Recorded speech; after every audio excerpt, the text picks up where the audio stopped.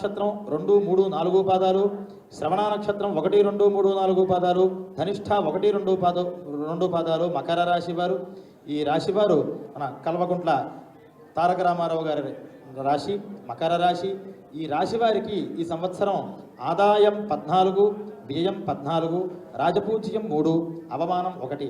చక్కటి ఆదాయం, ఆదాయానికి తగినటువంటి ధన వ్యయం, రాజపూజ్యం, ప్రజాబలం మంచిగా ఉంది, అవమానాలు తక్కువగా ఉన్నాయి. ఈ రాశి స్త్రీ పురుషాదులందరికీ కూడా 5వ ఇంట గురువు సంచారం, అలాగే లగ్నాధిపతి శని 2వ ఇంట ఉండడం వల్ల మంచి ప్రభావం కనిపిస్తుంది.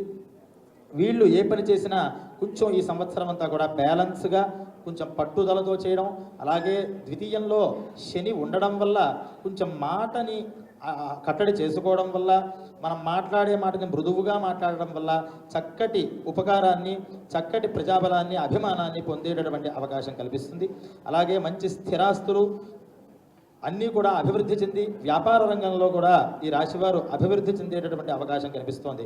ప్రయాణాలలో ఈ రాశివారు కూడా కొంత ఇబ్బందులు కనిపిస్తున్నాయి కాబట్టి ప్రయాణాలలో శ్రీ క్షేమంకర్యై నమః అని ఏ ప్రయాణం చేసినా ఈ నామాన్ని కనుక స్మరణ చేస్తే మార్గే క్షేమంకరీ తథా అని అమ్మవారు మార్గమధ్యంలో ఈ నామాన్ని ఎవరైతే స్మరిస్తారో వారికి నేను రక్షణ ఇస్తాను అని వాగ్దానం చేసింది కాబట్టి ఈ క్షేమంకరీ నామాన్ని చేసుకుని ప్రయాణం చేయడం మంచిది కనిపిస్తుంది.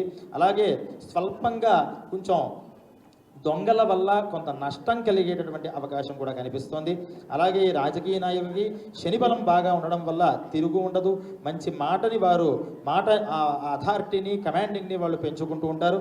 అలాగే పార్టీలోనూ, ప్రజలలోనూ, అందరిలోనూ కూడా చక్కటి అభిమానాన్ని పొందేటటువంటి అవకాశం ఉంది.